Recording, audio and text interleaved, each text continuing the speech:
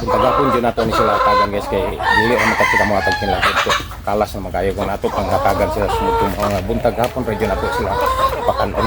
Ang importante nga sakto ra ang nilay dagganon sa ilang pagkaon sinukod jud sila. Dili sila musubra, dili pod makulang. Kay kung musubra pod sila sayang ra pod kay ila ra pod gawa sa ilang mga ginawaan nga mga atong gihatag nga pagkaon dili ma-process kini maayo dito sulod sa ilang mga pabalunan. O nga sukdon gyud nimo ang paghatag kanila. Dili pod makulang kay kung makulang pod kini. Usa pa ni kay ningdan sa muliwang ang atong mga manok. Una siya nana. Nadyo kay mga sukdanan nga sakto yung pagkaon kanila. Yan na siya guys pag alaga og mga manok. Kinahanglan juga nga saktuon dyan mo sila. Kini itlog mga atong purpose niini. Kinahanglan saktuon dyan sila pagkaon akong dili sila muniwang. Kaya kung muniwang kung sila dili kung sila mga tagog mga itlog. Yan na siya guys. Kinahanglan dyan nga nimong saktuon dyan yung mga tag sila mga pagkaon. Daman ko nini siya tubig. Kaya ang atong gihatag nga pagkaon dry man kini.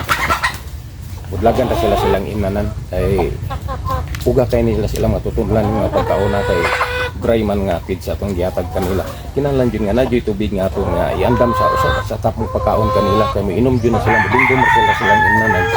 Budlagan ta sila dito.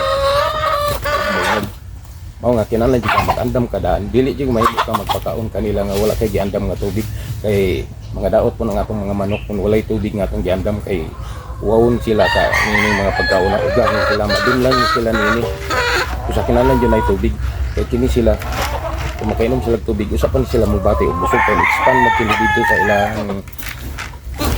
ginawaan sa ilang pabalunan basta nagtubig ang ilang sulod sa ilang pabalunan mga ang imo yung paghatag nimo kinahanglan sukdon jud mo dili jud yung sobra dili pud makulang kay kung musubra ni sila madaot ang pabalunan sa atong mga manok kay mo expand pag hindi dito makasuyop na sa tubig ay dili mo dili pud makulang kay makulang muniwang ko atong mga manok nadyo kay taksanan nga sakto jud nila nga pagkaon sa usa ka kalan-an kanila.